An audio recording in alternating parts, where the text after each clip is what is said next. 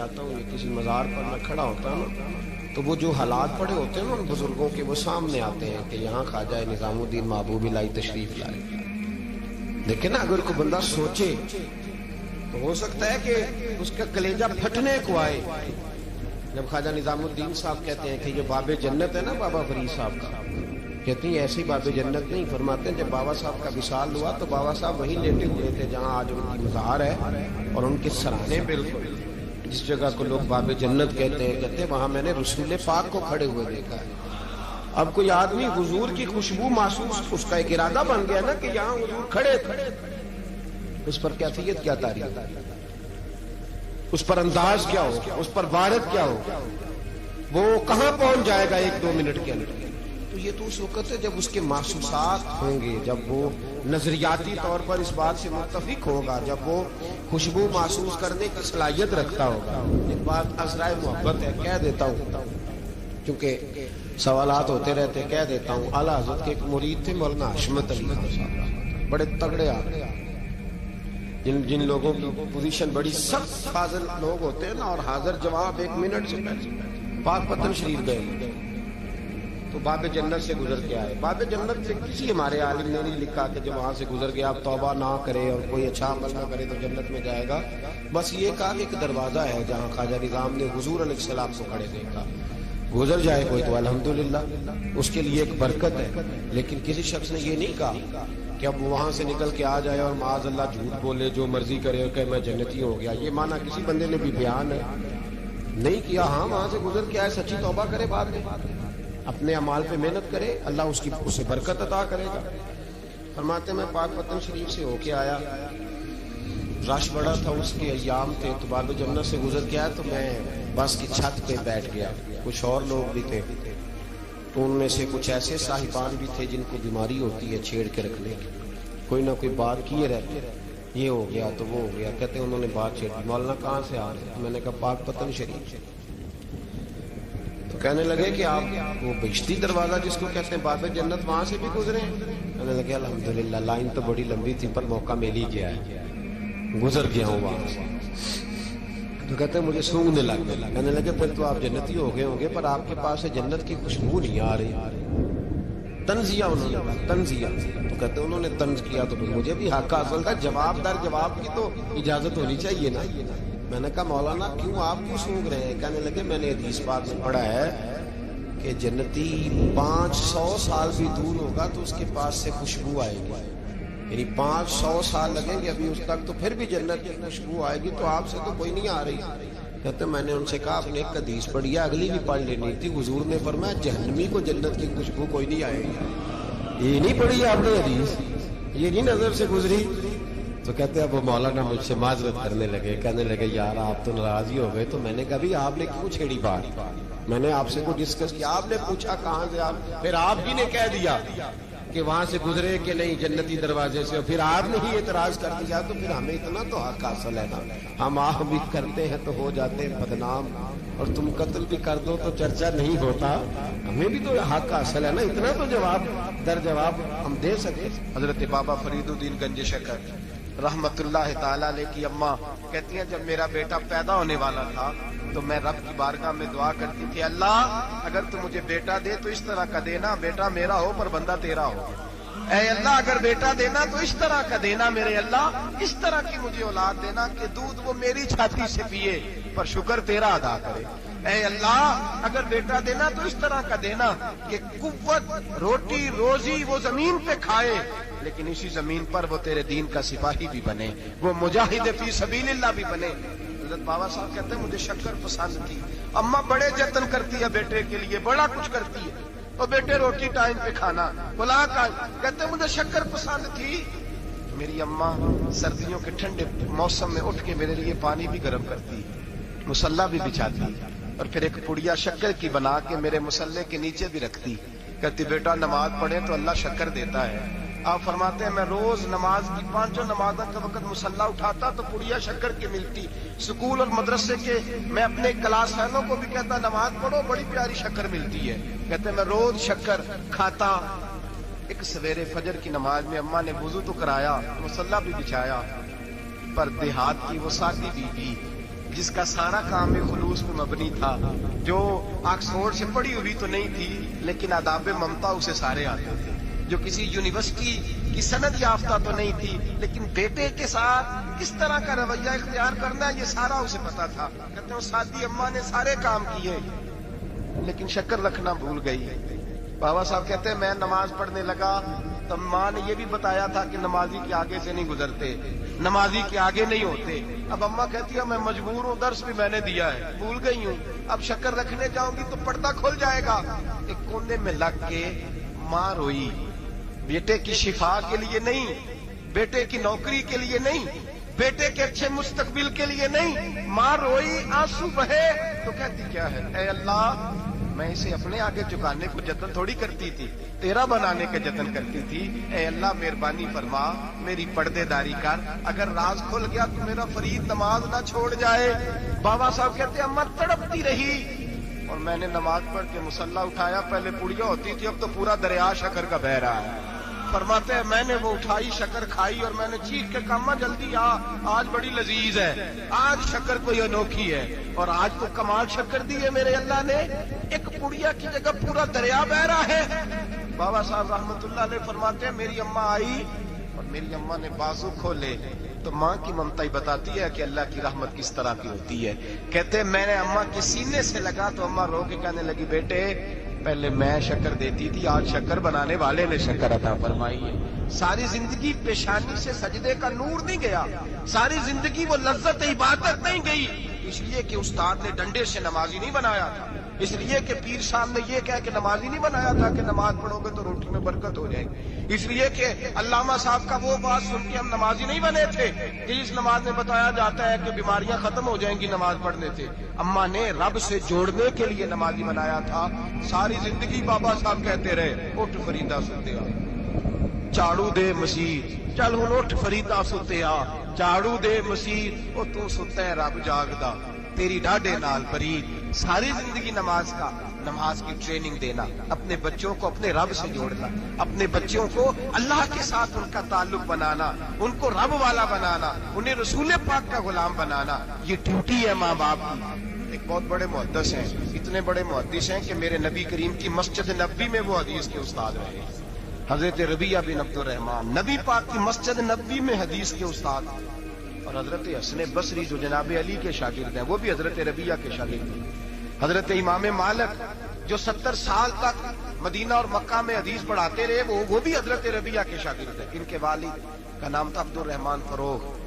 تاریخ بغداد میں لکھا ہے کہ بنو امیہ کے دور میں تابعین کے زمانے میں جناب عبد الرحمن بن فروغ گھر سے چلے گئے، ایک روایت ہے بچہ چھوٹا تھا، ایک روایت ہے بچہ ابھی ماں کے پیٹ میں تھا، جہاد کرنے چلے گئے۔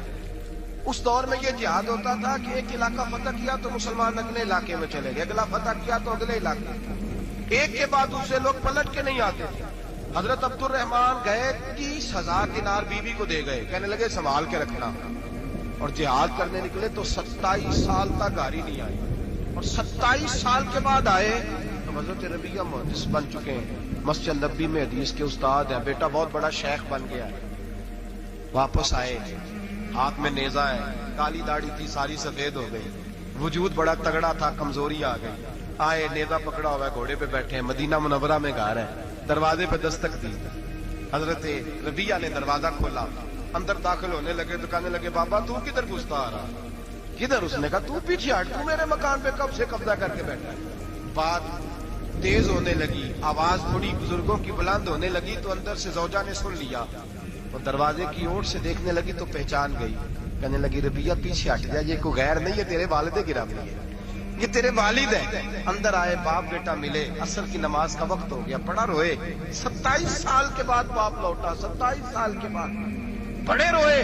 نماز کا وقت ہوا تو حضرت ربیہ جلدی سے وضو کیا، مسجد نبوی شریف چلے گئے۔ جناب عبد الرحمن فروغ نے ابھی کھانا وانا کھانا تھا، کھانا کھانے بیٹھے تو حکم دیکھے شوہر کیا کرتا ہے، یہ نہیں پوچھا کہ 27 سال حال کیا رہا، پوچھنے لگے میں تجھے 30,000 دینار دے گیا تھا وہ کدھر ہے؟ تو زوجہ کہنے لگی کھانا کھا لو، عصر کی نماز پڑھ کے آؤ، پھر بتاتی ہوں پیسے کہاں ہیں، آپ کی رقم بڑی اچھی جگہ پہ محفوظ ہے۔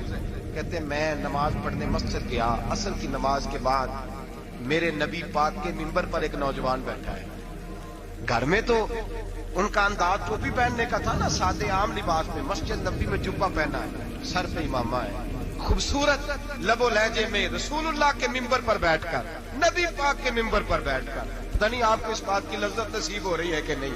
عام جگہ نہیں، نبی پاک کے حضور کے ممبر پر بیٹھ کر نبی پاک کی حدیثیں سنا رہے ہیں. اتنا بڑا مقدر. کہتے حضرت امام مالک جیسے لوگ، خواجہ حسن بصری جیسے لوگ کاغذ قلم لے کے حدیثوں کی سماعت کر رہے ہیں، ان سے درس لے رہے ہیں. جناب عبد الرحمان کہتے ہیں میری نظر اٹھی، کچھ بوڑھا ہو گیا تھا، کچھ اس وقت وہ ٹوپی میں سادے لباس میں تھے، پہچان نہ پایا. ایک شخص سے پوچھا یار ہے تو جوان پر اس کے چہرے کی نورانیت میرے دل کو بھا گئی ہے تو جوان پر اس کا حدیثیں بیان کرنے کا انداز میری طبیعت کو گھائل کر گیا.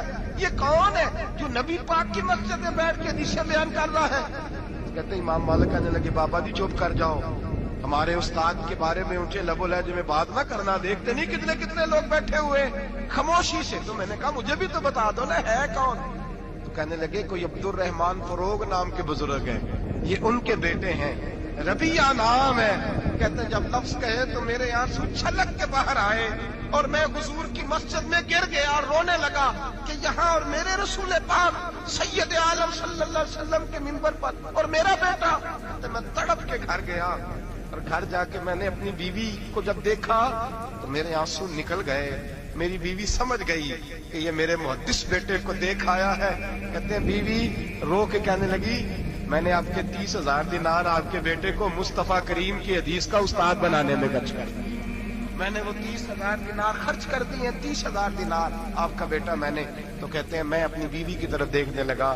میں نے کہا قربان جاؤں، میں اگر اللہ کے دین کے راستے میں تھا تو نے میرے ساتھ نیکی کی ہے، میرا بیٹا بھی دین کے راستے پہ لگا دیا.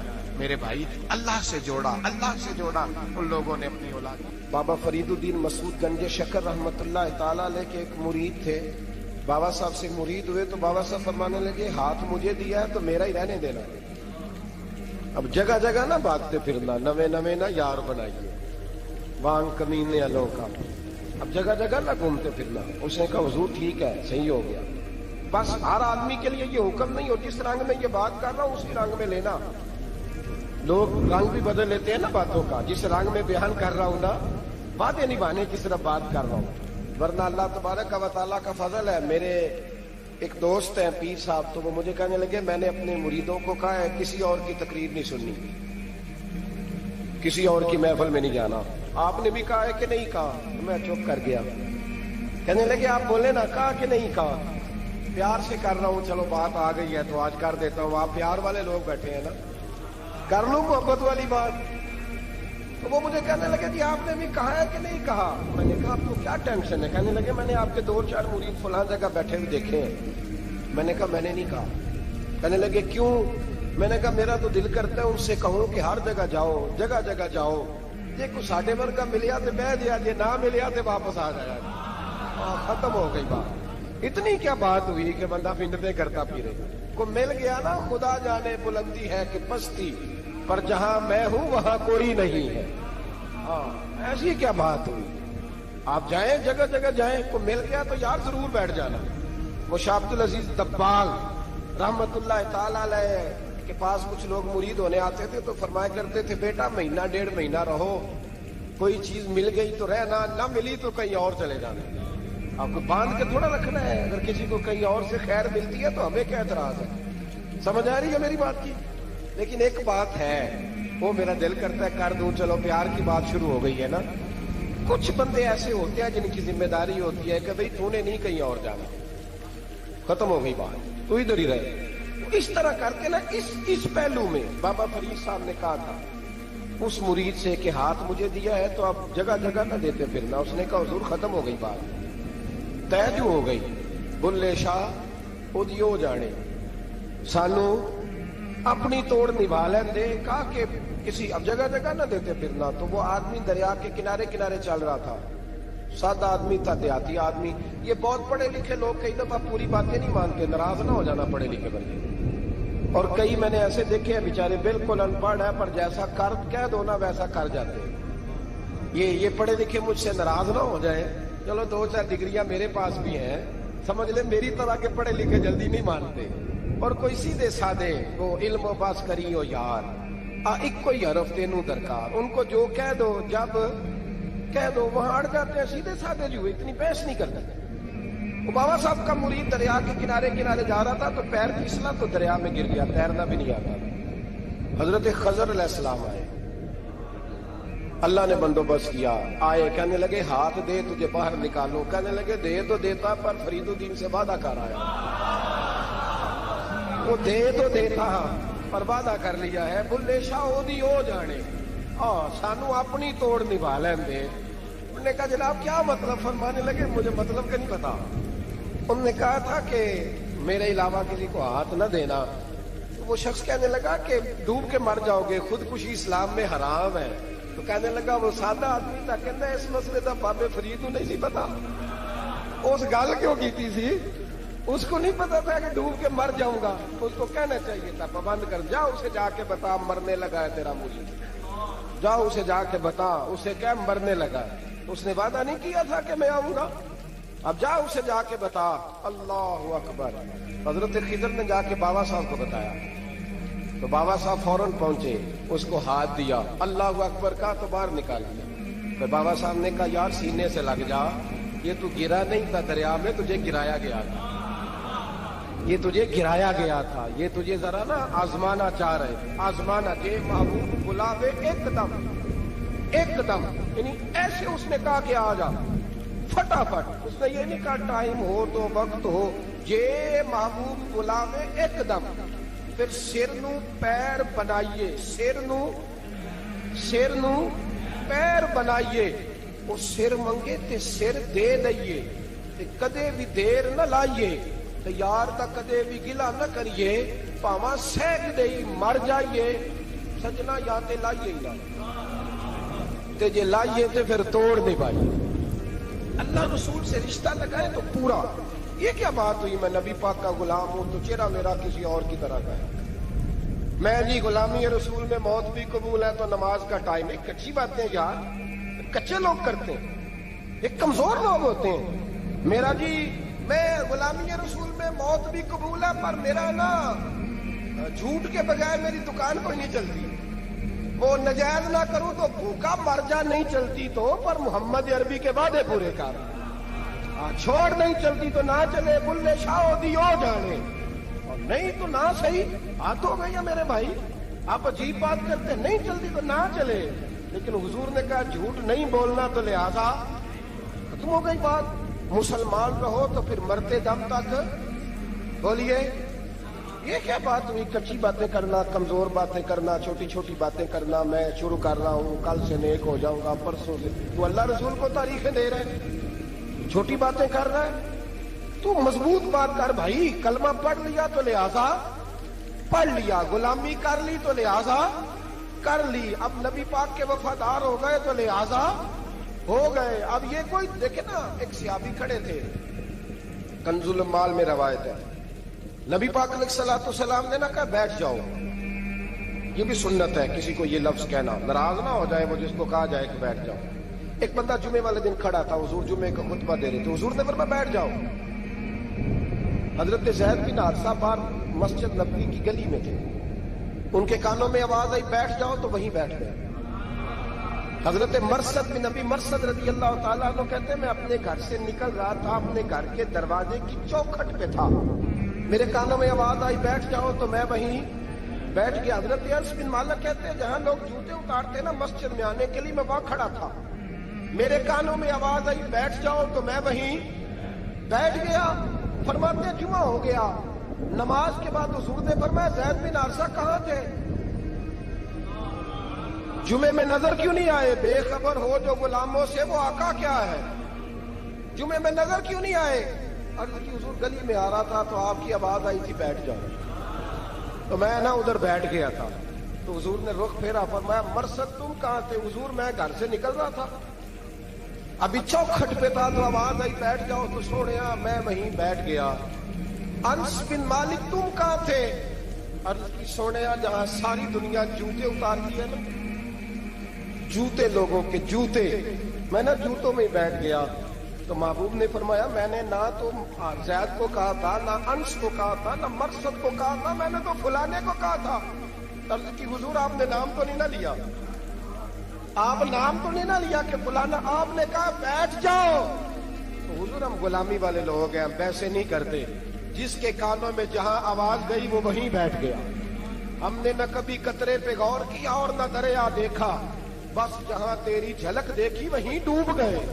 یہ کیا بات ہوئی کہ اللہ رسول سے رشتہ بھی ہے تو کرتا ہوں، تو دیکھتا ہوں، تو دیکھ لیتے ہیں، تو چلتے ہیں؟ نہ یہ کچے لوگوں کی باتیں ہیں، یہ کمزور لوگوں کی باتیں ہیں، یہ ان لوگوں کے معاملات ہیں کہ جو بڑے چھوٹے دل کے لوگ ہیں۔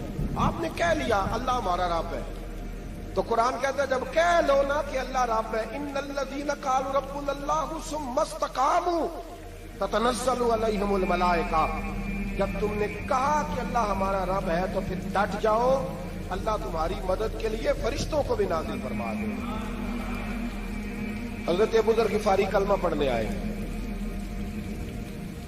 حضور صلی اللہ علیہ وسلم نے بڑی ساری نصیحتیں فرمائی۔ ایک نصیحت حضور نے فرمائی، ابو ذر ادھر دیکھنا میرے یاروں میری طرف، ایک نصیحت حضور نے یہ فرمائی، فرمایا ابو ذر لوگ نا تجھے میرا نام لے لے کے تانے دیں گے کہ تو بھی ان کا ہو گیا ہے، جے کر یار دے نام دا ملے بیڑا۔ ہاں لوگ تجھے تانے دیں گے، کہیں گے اب تو بھی ان کا ہو گیا ہے، تو بھی اپنے باپ دادا کا دین چھوڑ گیا ہے۔ تو کہا کہ ملامت جب لوگ تجھے کرے نا تو ملامت کرنے والوں کی پرواہ نہ کرنا، تانا دینے والوں کی پرواہ۔ تانے بڑے مزیدار ہوتے ہیں، آپ یقین کریں، تانے بڑے مزیدار ہوتے ہیں، بڑے شاندار ہوتے ہیں تانے، اور ان میں نا کئی دفعہ بڑا چسکا ہوتا ہے۔ کبھی کبھی کچھ باتیں یاد آتی ہیں کہ فلاں بندے نے فلاں موقع پہ فلاں بات کی تھی، کبھی کبھی یاد آتی ہے اور دل بھی کرتا ہے اس کو یاد کرائے، پھر خیال آتا ہے کہ یہ بات نہ کرتا تو شاید اللہ اتنا اونچا اڑنے کا موقع ہی نہ دیتا۔ تم بھی یہ بات مخالف سے نہ گھبرا اے عقاب، یہ تو چلتی ہے تجھے اونچا اڑانے کے لیے۔ تو نبی کریم علیہ السلام نے کہا ابو ذر ذرا غور کیجئے گا بات، کہا لوگ نا تجھے اب تانا دیں گے، برا کہیں گے۔ اب تو جو دین قبول نماز پڑھتا ہے لوگ شاباش دیتے ہیں، تبلیغ کرتا ہے لوگ، اس زمانے میں تو تانے ملتے تھے، لوگ تانے دیں گے، ذرا خیال کرنا۔ کہا یا رسول اللہ بس وعدہ ہو گیا، دے لے جس نے جتنا تانا دینا دے لے، ختم ہو گئی بات۔ حضرت ابو ذر نا یہ اس وقت صحابہ چھپ چھپ کے نمازیں پڑھتے تھے حضرت زید بن ارقم کے گھر میں، دار ارقم۔ وہاں سے باہر نکلنے لگے نا کلمہ پڑھ کے حضور سے وعدہ کر کے، تو دروازے پہ گئے تو ایک صحابی نے کہا کہ ابو ذر ابھی باہر جا کے بتانا نا کہ میں مسلمان ہو گیا، ایک تو لوگ تمہیں تانے دیں گے اور دوسرا ہو سکتا ہے مارے بھی، باہر جا کے بتانا نا ورنہ لوگ نا برا کہیں گے۔ تو حضرت ابو ذر غفاری نے غور سے اس صحابی کا چہرہ دیکھا اور کہنے لگے مشورہ آپ کا ٹھیک ہے پر میں نے ماننا کوئی نہیں، مشورہ آپ کا ٹھیک ہے پر میں کوئی نہیں مانوں گا۔ کہا کیوں؟ فرمانے لگے میں نے ابھی نبی کریم سے وعدہ کیا ہے کہ میں کسی کی پرواہ میں نہیں پرواہ کروں گا کسی کی، ختم ہو گئی بات۔ مارے جس نے مارنا ہے، دیتا نہ جس نے دینا ہے، ابھی تو وعدہ کیا۔ یہ کیا بات ہوئی کہ لوگ کہیں گے تو مولوی ہو گیا، لوگ کہیں گے تو غلام ہو گیا، لوگ کہیں گے تو دنیا دار ہو گیا۔ وہ جی بچے کی شادی پر بینڈ باجا نہ بجایا تو دنیا تانے دے گی، دنیا کون ہوتی ہے؟ کبھی آپ نے یہ سوچا ہے کہ آپ نے دو شخصیتوں کو بیچ میں رکھا تو آپ نے وزن کس کا کیا؟ ایک طرف دنیا، دوسری طرف اللہ رسول کا دین۔ کبھی سوچا آپ نے کہ وزن کس کا نکلتا ہے، اہمیت کس کو دیتے ہو؟ کبھی سوچا ہے، غور کیا ہے؟ خدا کے بندو سوچو تو صحیح، ایک طرف دنیا کو رکھا، دوسری طرف اللہ رسول کا دین، اور پھر کہا جی دنیا نہیں مانی تو لہذا میں نے دین پہ عمل نہیں کیا۔ پتہ ہے آپ نے کیا کیا ہے؟ اللہ قرآن میں کہتا ہے لوگوں نے قدر نہیں کی اپنے رب کی جیسی کہ قدر کرنی چاہیے۔ عجیب معاملہ ہے نا یار۔ نبی کریم صلی اللہ تعالی علیہ وآلہ وسلم کہ جو مدینے کے لوگ تھے نا، انہوں نے بڑی قربانیاں دی تھی، قربانیاں دی، اپنی جگہ دی شہر میں۔ یہ مدینہ وہ واحد شہر ہے جو بغیر تلوار کے فتح ہوا۔ مدینے والوں نے کوئی بحث نہیں کی، انہوں نے گردنیں سیدھی سیدھی حضور کے قدموں پہ رکھ دی۔ مدینے والوں نے بڑی قربانیاں دی. مکے والے بعد میں مسلمان ہوئے فتح مکہ کے بعد. فتح مکہ کے بعد نا ایک جنگ اور ہوئی, ایک جہاد اور ہوا, تو وہاں سے بہت سارا مال غنیمت آیا, بہت سارا مال غنیمت آیا. اسلام میں حکم ہے کہ جو آدمی نیا نیا کلمہ پڑھتا تھا نا تو اس کے رشتہ دار اسے چھوڑ دیتے تھے, تعلق ٹوٹ جاتا تھا. تو پھر حکم دیا گیا کہ تالیف قلب کرو. مؤلفۃ القلوب ایک پورا عنوان ہے, ان کو مال دو تاکہ وہ گھر بنا لیں, کاروبار کر لیں. تو نبی کریم علیہ السلام نے نا جن لوگوں نے مکے میں تازہ کلمہ پڑھا تھا نا ان کو ذرا مال زیادہ دیا. یہ بخاری مسلم ہے, حضور نے ان کو زیادہ پیسے دیے. مدینے کے جو نوجوان قسم کے لڑکے تھے نا چند, ان میں سے ایک دو نے کہا کہ حضور کے وہ رشتہ دار ہیں نا قریبی, تو رشتہ داروں سے پیار کرنے کا حضور حکم بھی دیتے ہیں, اس لیے نبی پاک نے ذرا توجہ زیادہ فرمائی ہے, وہ بھی عذرائے محبت. جیسے بندہ کہہ دیتا ہے نا کہ ماشاءاللہ آپ تو اپنا بیٹا مل گیا ہے, ماشاءاللہ بھائی بھائی بیٹھے ہو آپ مل کے, اس طرح عذرائے. سمجھ آ رہی ہے میری بات کی؟ جن لفظوں میں بات بیان کر رہا ہوں ان لفظوں میں سمجھیے گا. محبت کے ساتھ کہا کہ وہ اپنے ہیں نا حضور کے, اس لیے حضور کا دل چاہا ہے, حضور حکم دیتے ہیں کہ اپنوں سے صلہ رحمی کرو, اس لیے نبی پاک نے زیادہ دیا ہے. بس وہ ایک آدھ آدمی نے بات کر دی تو بات چلنے لگی, چلتے چلتے چلتے چلتے نہ وہ بات میرے محبوب تک بھی پہنچ گئی. ترکی خیمے میں حضور بیٹھے تھے تو نبی کریم علیہ الصلوۃ والسلام نے فرمایا بھائی اس طرح کرو, مکے والا کوئی بندہ نہ آئے, صرف مدینے والوں کو بلاؤ, صرف نام لے مدینے والوں کا, صرف جی صرف مدینے والوں کو بلاؤ, فقط ان سے بات کرو. مدینے کے لوگ آ گئے, اللہ کے حبیب نے گفتگو شروع کی. بات پہلے بھی ہوتی تھی پر آج رنگ نرالا تھا. نبی کریم علیہ الصلوۃ والسلام فرمانے لگے مدینے والوں, میں نے یہ بات سنی ہے کہ تم نے کہا ہے کہ حضور اب صلہ رحمی کی وجہ سے ان کو زیادہ نوازنے لگے ہیں. عرض کی یا رسول اللہ, وہ ایک آدھ نوجوان نے بات کی ہے, وہ ہماری مشترکہ رائے نہیں. حضور علیہ الصلوۃ والسلام آج بات کرنے لگے تو آج جذبات کا رنگ نرالا تھا. محبوب فرمانے لگے تم کہو. یا رسول اللہ, مکے والوں نے تو آپ کو تکلیف دی تھی, مجبور کیا تھا مکہ چھوڑنے پہ, ہم نے پناہ دی تھی, آپ ہم نے جگہ دی تھی, اپنا شہر پیش کیا, کہو. مدینے کے لوگ رونے لگے, عرض کرنے لگے حضور ہم کون ہوتے ہیں اللہ کے نبی کے لیے کوئی چیز دینے والے, تو اللہ رسول کا احسان ہے کہ آپ یہاں آئے. اللهم صل على سيدنا ومولانا محمد. اللهم صل على سيدنا ومولانا محمد. اللہ کے شیر ہے در کرار پر درود, اللہ کے شیر ہے در کرار پر درود,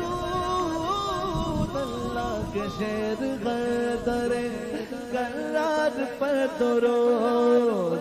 حضرت حسن حسین کے کردار پر درود. اللہم صل علی سیدنا و مولانا محمد وعلی سیدنا علی و سیدتنا فاطمہ وسيدتنا زينب وسيدنا حسن وسيدنا حسين وعلى آله وصحبه وبارك وسلم. زینب کی بارگاہ میں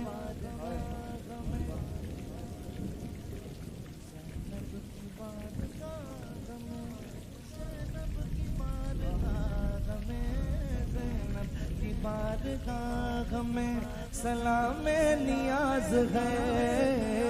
زینب کی بارگاہ میں سلام نیاز ہے. جو مرتضیٰ کی لاڈلی زہرا کا ناز ہے. اللہم صل علی سیدنا و مولانا محمد وعلی سیدنا علی و سیدتنا فاطمہ و سیدتنا زینب و سیدنا حسن و سیدنا حسین زینب کی بارگاہ میں سلام نیاز ہے زینب کی بارگاہ میں سلام نیاز ہے زینب کی بارگاہ میں سلام نیاز ہے زینب کی بارگاہ میں سلام نیاز ہے جو مرتضیٰ کی لاڈلی زہرا کا ناز ہے اللہم صلی علی سیدنا و مولانا محمد